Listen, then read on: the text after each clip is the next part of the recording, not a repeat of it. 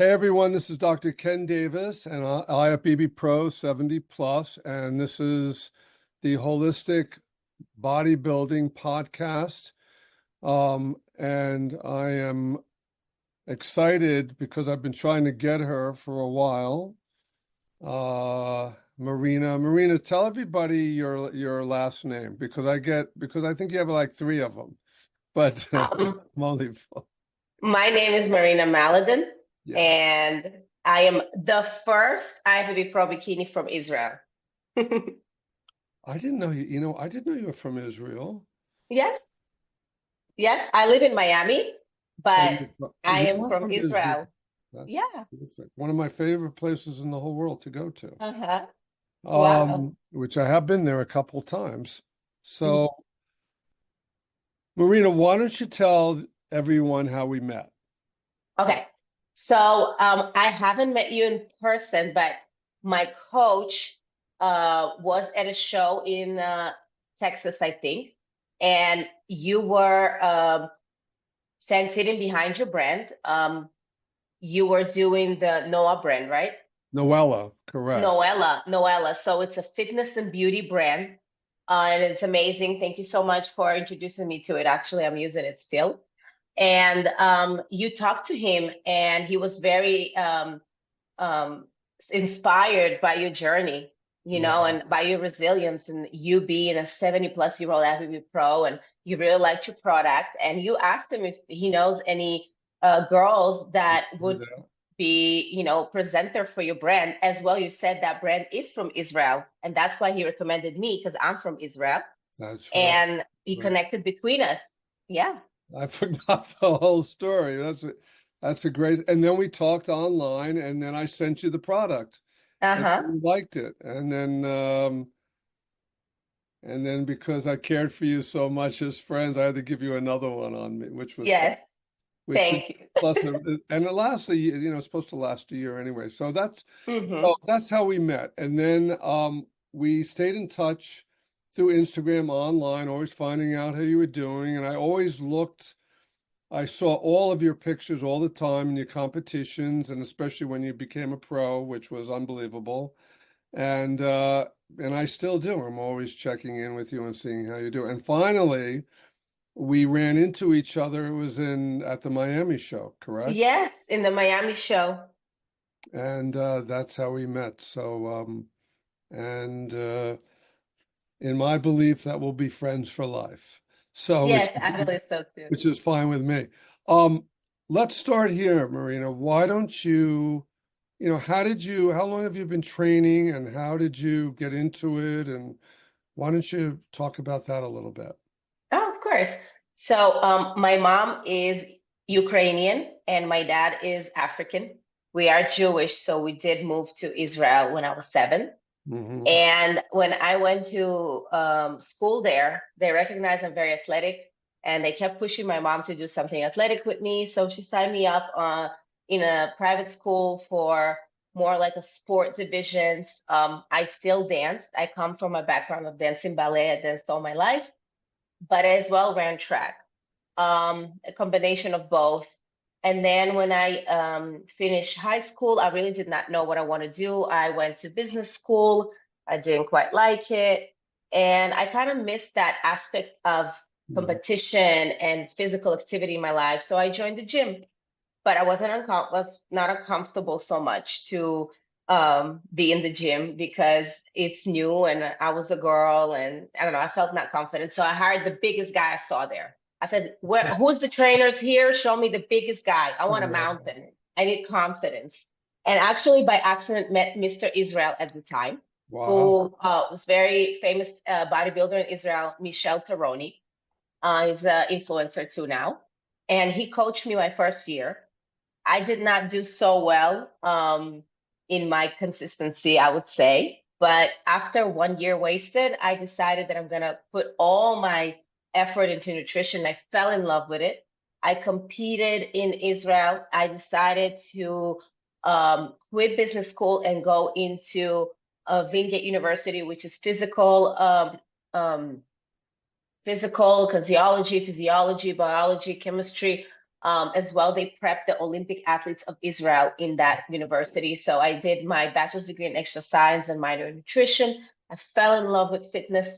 I competed in Israel. I was one of the first 5 bikini girls in Israel because that division was still developing. Right. I'm And talking how many years ago was this? like 14 years ago, Wow. like long time ago. And then when I moved to America, I started training to compete in the NPC. And around 4 or 5 years, I just, tested the water because it's very different. It's a different federation. Right. Israel competes in the European Federation, so I had to like change a lot of things. A lot of things. And 5 years into the NPC, I decided to start going for my pro card. So basically, it took me around 9 years since I started training to actually get my pro card because I really took my time. I wanted as well maximize my natural ability to grow muscle before I did anything else. Right. And in 2020, I turned pro at the Miami Nationals. I remember seeing you when that happened. By the way, Yes, I don't mean to, but when I met you, you were living in New Orleans, right? Or yes. Louisiana? I was living in New Orleans. And then I moved to Miami a year after I turned pro, Hmm. just for a career, nothing to do with Your bodybuilding. career. Yeah. That's quite a story. Yes. It's quite, so are you now you do personal training also now or no? Yes, I do online posing, online training, coaching, and I as well work in Equinox Gym in Miami, in the center of Miami. And I have around 30 personal training clients and Wow. 35 online clients. So you're a personal trainer, so you're going in and training them at Equinox, is that it? Yes, in person. I do not train competitors because I feel that that's my love and I don't want to kind of like do it so much that I fall out of love with it because it's such a consuming sport. So when I'm in prep, I like to have my work a little bit different than my hobby. So I don't train competitors. I do posing because I love dancing and I think that's very similar. But I do train people for lifestyle. I help people to live longer, longevity, train Yeah, around I want injuries, to talk, fat loss. yeah, I want to talk to you a little bit about that in a minute. Yeah. By the way, my mom um, was a incredible dance and jazz teacher and tap teacher. Wow. My sister was a ballerina, so I used to, So, I love to dance, and my mom used to take me. I wish I could remember his name.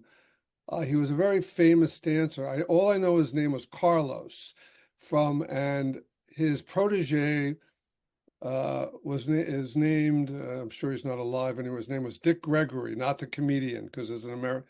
And I used to go as a boy and watch my mom dance. And, that's and I wonderful. took jazz, plus she was an incredible artist, and she performed in a lot of community theaters and designed all the outfits. And I'll never forget, and I know we're getting carried, but I'll never forget, I watched her in a show called The Pajama Game. And you probably know this song. It's called Steam. Yeah, You know, yeah. Steam Heat. I got psst, psst, psst, Steam Heat. And I watched my mom dance, and that was it. And I couldn't Ah, believe that was my mother. you know, Arnold Schwarzenegger used to take ballet classes to increase his I do. mobility. I know that. I I do know am that. big on mobility. It really, really helps a lot, I know. especially if you're competing for so many years. I know you've been competing for a while. I've been competing for 14 years You're now. more than me. I'm only six So, years. oh wow. So Yeah, I yeah, I've been started competing late. for a I long started time. late. So it's and just to end the story, is one of the greatest things mom ever did. She took me when they were still alive to see Margot Fontaine and Rudolph Nureyev dance. Oh, wow. That That's was like at amazing. the end of, yeah, that was amazing. So I have that background, so to speak, in my life, and it was an You're a incredible. performer. I like to compete. Yeah, a But performer. you know, Bodybuilding is a mix between sport and art. Yeah, So I everybody. really feel that we are all artistic athletes. Yeah, well, everybody asks me, also one of the things, because of my age and whatever, a lot of people always come up, a lot of these young guys, and they ask, "What? Do you mind if I ask how old you are?" And I say, "I don't mind at all." And I tell them I'm 72 years old. They say, "You're 72 years old." I said, "Yeah, I don't have a choice in the age. That's what it is." And they say, "Boy, I want to look like you when I'm 72." And you know what I tell them? Why don't you look like me now? So, and get yourself in shape. So, There you go. you know, here's a question I'd like to ask because I think you may have seen that uh, I wrote a book called Holistic Bodybuilding, The Aging Antidote. Yes, I did. And the original component of the book, I didn't intend to write it. I was writing about something else, but certain events took me in that direction. And the book is what you're talking about, which is about a lot of people, as you know, do not know where to begin and how to get started. So, which would be a nice thing, Marina, if you can. How do you start with, like, if people come, I want to train and I want to get fit or whatever. I'm not looking to be a bodybuilder. What do we do? How do we start? What do I begin to Well, do? first of all, I would say we need to create awareness and write down what we already do to keep us healthy. Are we drinking enough water? Right. What are we eating? How many steps we do a day? Do we do enough activity?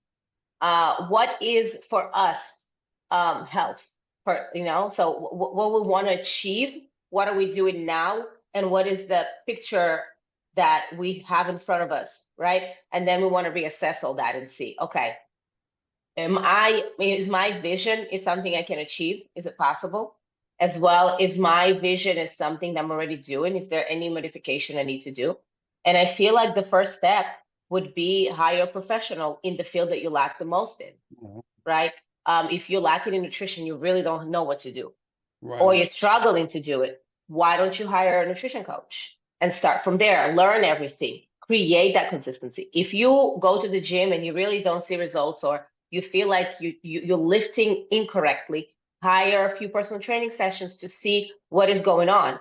Most personal trainer sessions start with corrective exercises and really tracking, watching your physical activity in space to see if you have any disability in maybe range of motion, or maybe some elasticity problem, maybe posture. So it's good to identify where you at this moment Hmm. and go from there. Hmm. That's great tips to do. You're hired. Yay. You're hired. We want you. We want you. Thank you. Thank Um, you. it's fascinating. What's your feeling, I guess I would say, about the of where you think, it's interesting that of how bodybuilding, I'm sure you've seen it also, was looked at almost like a behind the door, I won't say cultish kind of thing, but if you know what I mean. And Yeah. it's become such I also, I can't believe I say that metaphorically, of how many women, I tell a lot of my people and patients, how many women are competing in Yeah. classes. Yeah, well, I think it has to do a lot with the sport, the way it developed. It used to be a very men's sport, right? The men would be the one to be strong. So I think in the 60s and the 70s, there was still that pre-mindset that women need to be fragile, women are not able, they need to stay at home.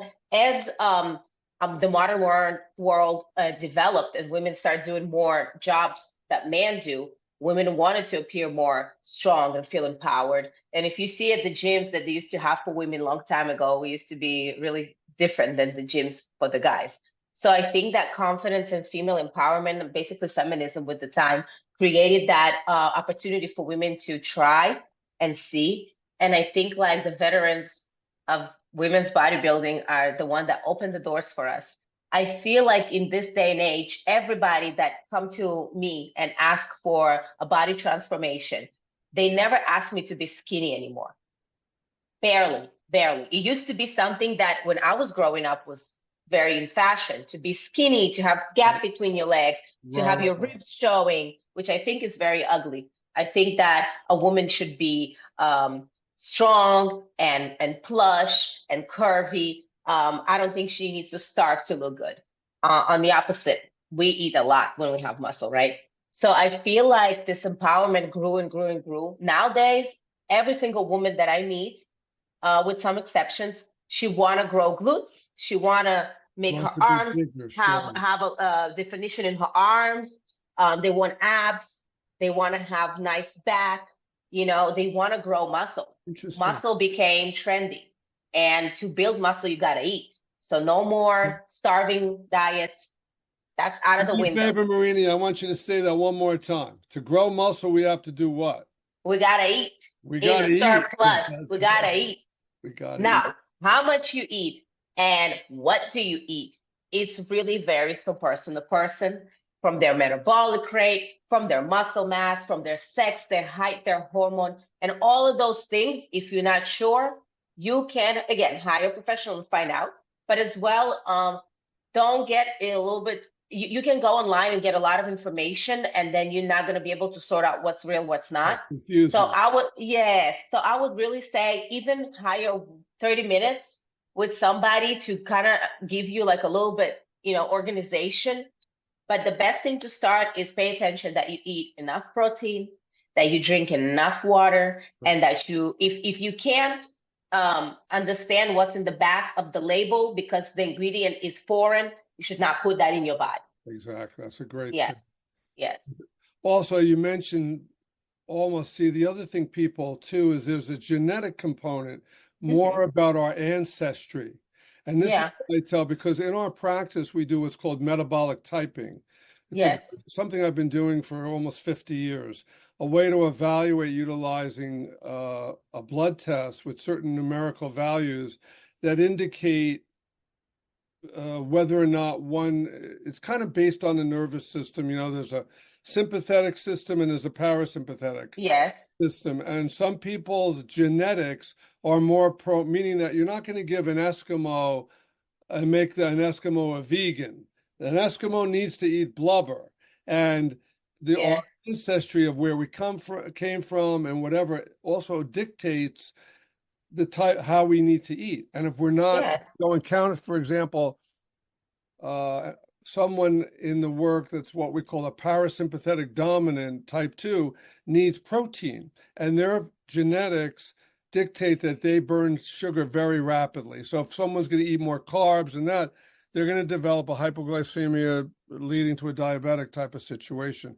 So yeah, I think also which we would both agree also as uh, in what we're doing for people to regularly have their bloods checked, which is something that a lot of people it's almost like they're afraid to see yeah. what's really going. That's I'm sure that you recommend that to people and whatever. Yes, yes. I Yeah. actually work with Forever Young Clinic who do nutrition and hormonal supplementation for people. And I check my blood every 3 months because Good. I want to make sure I have all the vitamins and the minerals in my body as well. I want to make sure that my hormones are in check because when you work out, sometimes your liver enzymes might be elevated or your Yeah. cortisol level might be too high. So you really want to make sure that you're in the best position.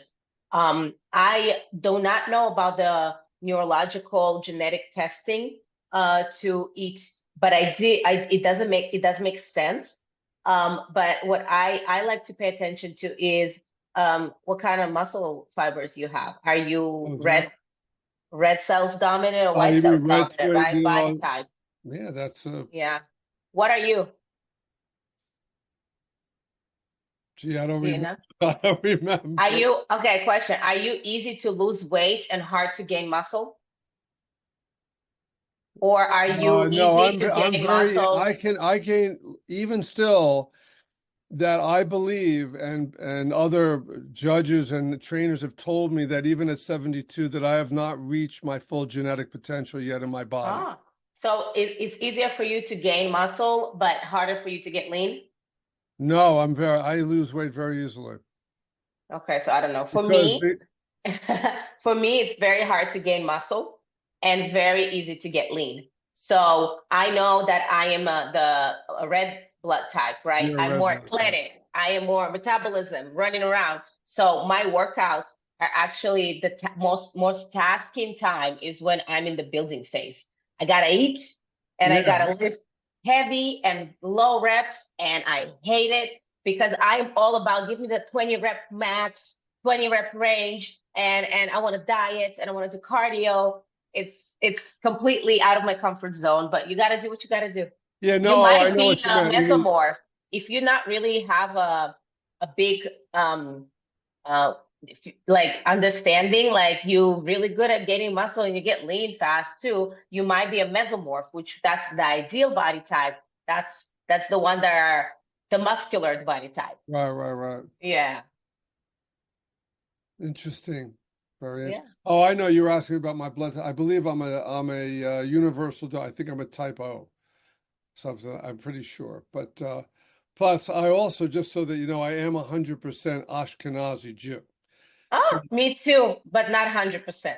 I'm 100% because I had my genetics done. Oh, So okay. I am 50% Eastern European Ashkenazi Jew and I have 50% African Muslim. it's So yeah. fascinating. It's fascinating. I was just going to ask you something.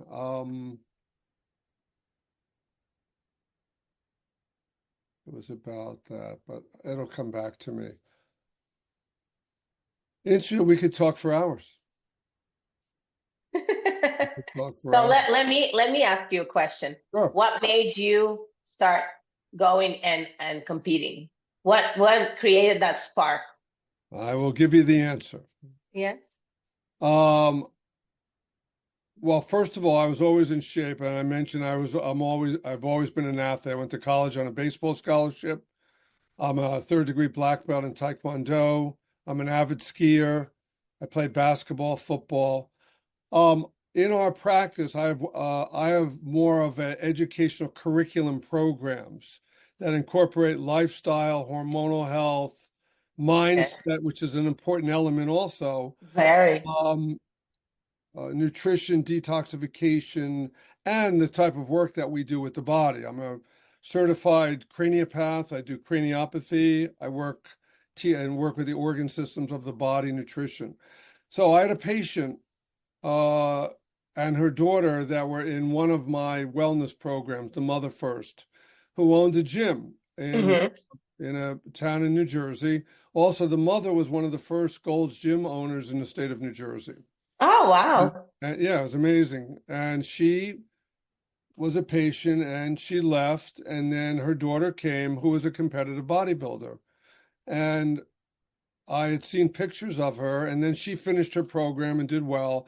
And then, I didn't see her for months and months and months. And one day I was looking actually on Facebook and Uh-huh. a picture of her and she put on 80 pounds and I got away from her. And then in the next picture I saw, she had gotten it off and lost it and competed again. And I think she either won her class or came in second.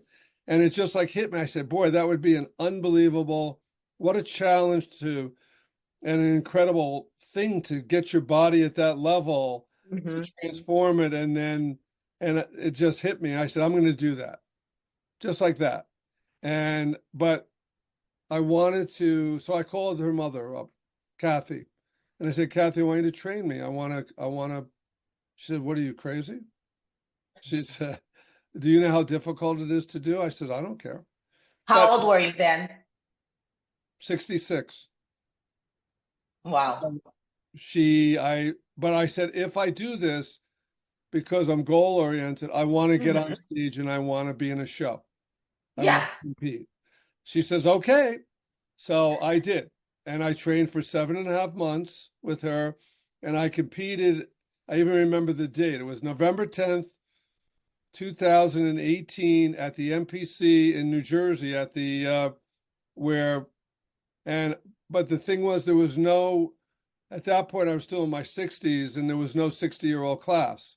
So I ended up competing with the 50-year-old class. And I didn't place, but I did really well. I mean, I belonged. And then that was it. And then I wanted to compete at least with people my own age. And I Uh-huh. did my next show. And I did it again. And I placed. And then that was it. And then And I kept go going. from But there. then, yeah, but as you know, when COVID hit, um, I trained on my own until I was able to, because I had started training with a pro and we just couldn't go get into the gym at that point. So I figured I'll Yeah. just keep doing it myself.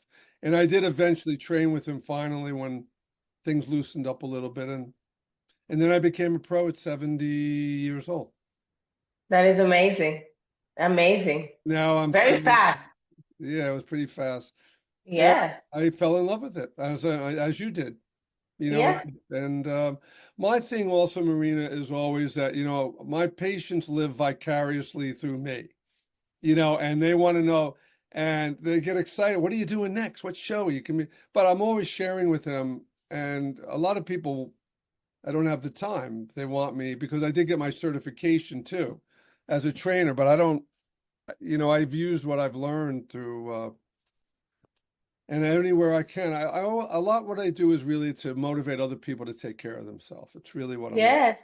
I Yeah. think that's what we have in common, and that's why we connect. The main reason for me competing, it started for me to wanted to achieve something personal. But once I started coaching other people, I saw how I inspired them and how I can show them it's possible. Age is not a matter. Exactly. Where you come from doesn't matter. If you have politics, who's your coach, nothing matters. What matters is your integrity to yourself, that you put a goal in front of yourself and you get there. And I feel that that is something that we have in common, that we are inspired by the people that motivate us, Yeah. I that also, look up to us too.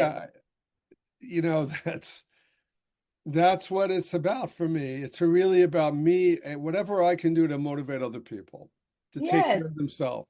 And one of the things I say to people is I say, not to be over, I said, God grants us our body by grace and not Mhm. by right. So meaning that Exactly. we have this incredible thing here that we need to take Yeah. care of on a regular basis. And Yeah. We take care of us ourselves because we have only one body. that, Exactly. that's right. So that's What why, kind of what kind of longevity practices you've been doing? What do you think that you do every day today that prolongs your life on the in the long run? that's not physical, you mean? Or that's physical? No, physical as well. Everything. Name top five. Top five things. My spiritual connection to a greater power, my ability to tune into that power, my ability to be able to utilize my mind in a way to realize that everything that's occurring with me. See, I look at my life as a novel, a movie, something that's been unfolding since I'm born, because the essence of who we are is not really human. We're spiritual beings having this physical experience. And being the spiritual element of us wants to experience what the human experience is like. Yeah. And it's almost like that's why we're really not two people, we're really only one. But Yeah. one that kind of shapes itself into a human being, and then through Marina or Ken or wherever can have this incredible human experience, which is what life, I believe, is all about, having unique opportunities for experiences. Yeah. And so I live my life that way to be able to enjoy whatever it is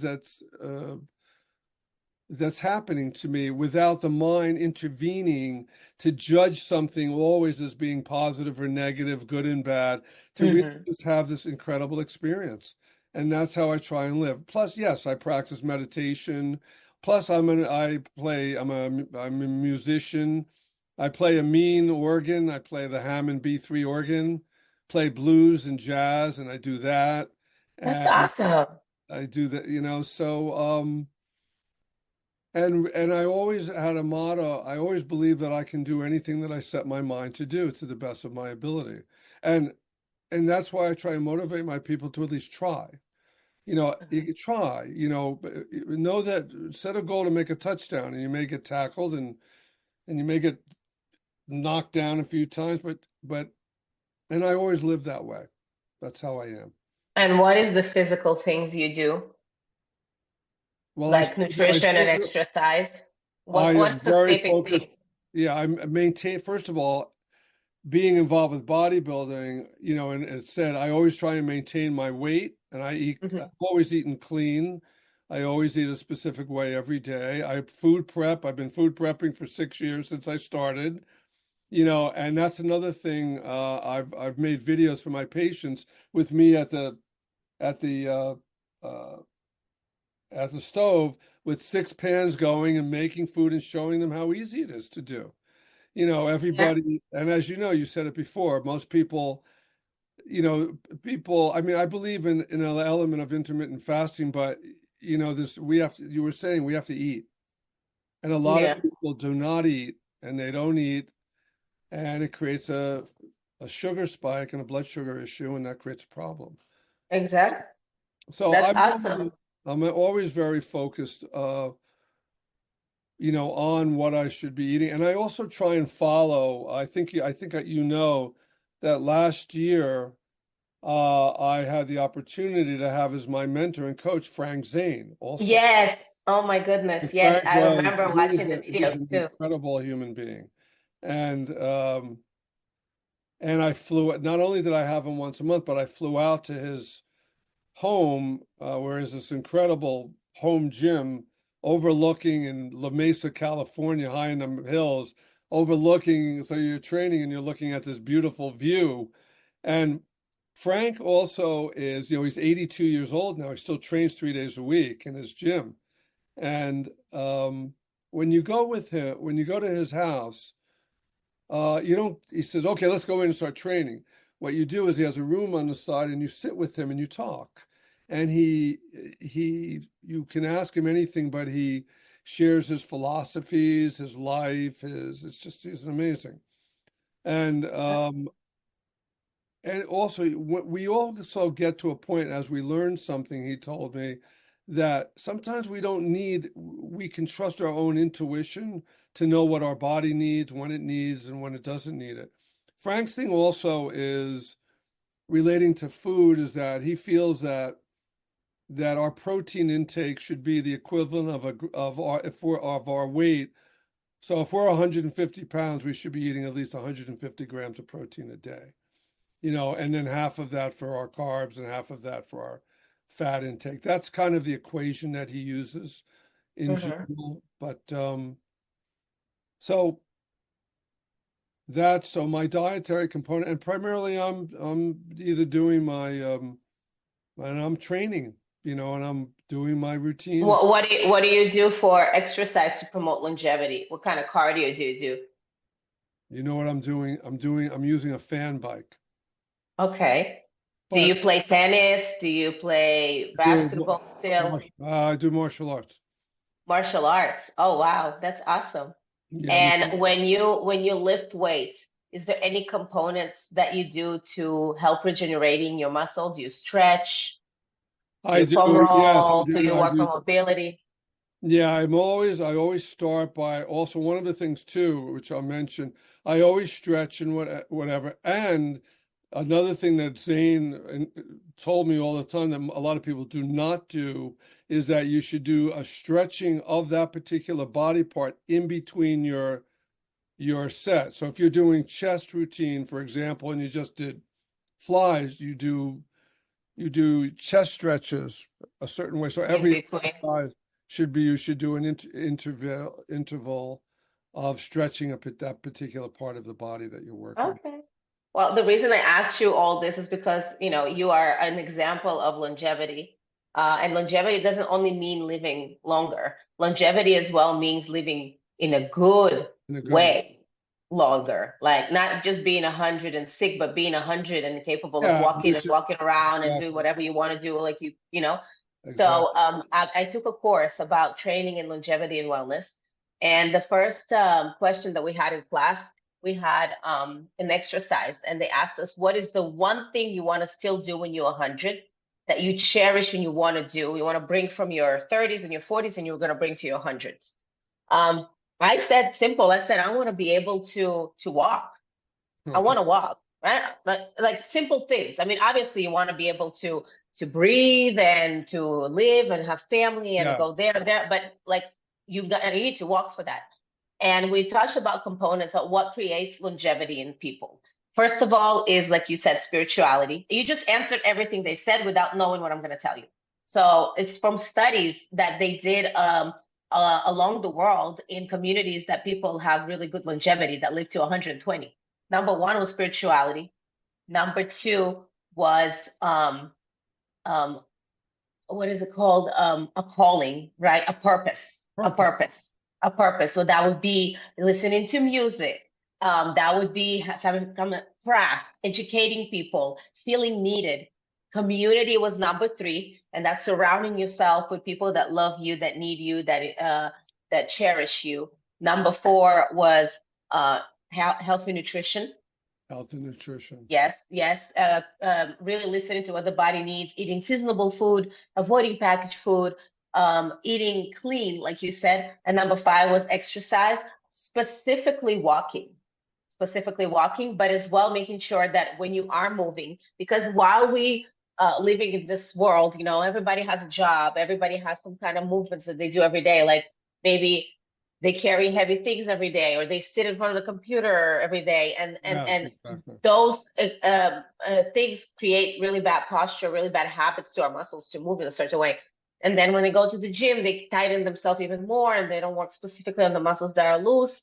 So longevity as well as its mobility, making sure you do massages or you foam roll yourself, making sure that your body moves right in space, maintaining that muscle mass and training. So yeah, I kind of knew you're going to answer all those things because you're a picture of longevity.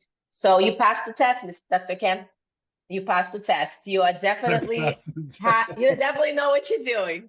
No, One of the really, things it's too, very Marina, I'm interesting. gonna, and certainly when this goes out, there is a 12-step routine Hmm. that uh, I do that I learned from Marty Gallagher. Marty Gallagher is a gentleman that wrote the book, helped me write the book. Marty is a former number one world champion power lifter. Marty has interviewed every famous. He's a former editor of Muscle and Fitness magazine. Has written over 200 articles. And Marty put together, and he studied. I forget his name. He's the father of like cardiovascular exercise. Hmm. And Marty developed a 12 step, you could call it, movement when you're on the fan bike. That's, I mean, I have to send it to you, which I will. Please, I would love to It is the see. most incredible cardiovascular exercise that you could do. And it doesn't take a half hour to do it because there's even an interval training element of these 12 movements on the bike. It's incredible. So I begin to implement this. It's really amazing. Really, That's so really cool. amazing. I'm happy to hear that. Yeah, one other thing too, I just mentioned is that I'm not talking about the TRX, but forget the name of it right now. But you know, as you know, certain people to get them to try and sit up from a chair and put up even a 10-pound weight is very difficult. But Yeah. there's a cable system that he showed me where a person can adjust their position on the cable, even an older person, and be able to do certain maneuvers initially by adjusting the position of the cable to be able to, let's say, to do a little squat or Yeah. and it Yeah. I forget that you may even know, I forget the If name of it. you're able to get up from a squat, you're able to get up from a chair. I as well love to implement power movements for my elderly clients. That would be like the kettlebell Yeah, swings, medicine ball slams. When yeah. you get up, you need that power, that's explosiveness, as well learning to engage your core. and balance, obviously, because most of injuries in the older elderly is, losing their balance, and that's more neurological. But if you practice it and you don't stop practicing it, it will not go away. Once you practice, you lose. Stop practicing, you lose it. So yeah, I think I know what you're talking about. I don't remember the name, but it's a cable system that you hold and you have to like pull yourself up to get up. Yeah, and what you can do is you can adjust your foot position and your body position, which loosens, uh, I'm sorry, it makes it lighter or a little heavier, but it's amazing. That's cool. Yeah, And we gotta continue practicing as well in the gym functional movements that yeah, we're gonna use in life, right? If it's lifting heavy things from the floor, if it's picking something from the top, which that would be the chest press or the dead lift yeah, or the squat, the row, yeah, making sure that we learn how to engage our core, doing cardiovascular fitness, very important to yeah, keep that's that heart important. pumping blood efficiently. I mean, there's a lot of things that we need to practice, and I really believe that if you don't stop moving, you never stop moving. That's right. Also, the other thing, getting back to the fan bike, is that, as you know, people don't move, they don't go backwards. So that Yeah, when you're on one of the movements, for example, on the fan bike, I mean, certainly you could do it on another, is you go backwards in a certain yeah, movement. activating your back mechanics of the body. Exactly. Yes, yes, So yes, we're on the same page. But look, yes, we could talk for hours and hours and hours, but so yeah. let's do this. Tell everybody how to get a hold of you, your Oh, website, of course. email, all of that stuff. Okay, cool. So my Instagram is Marina X Sky, SKY. And my email, I'll send it to you as well so you can write it down, is marinaisfit@gmail.com. And you can either DM me or write me an email. My website is currently under construction because I'm working on something special and I hired somebody to help me with that.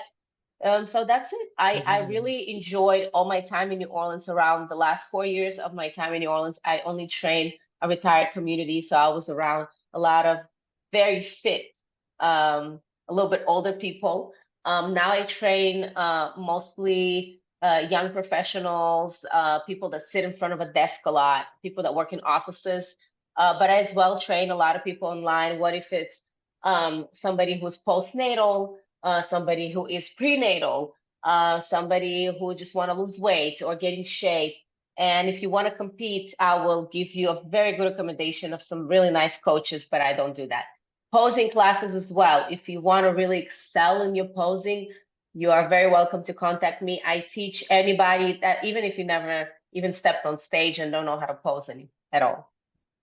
That's awesome. You're Oh, welcome. and lastly, the most important and my favorite thing to do is I love to help women with eating disorders.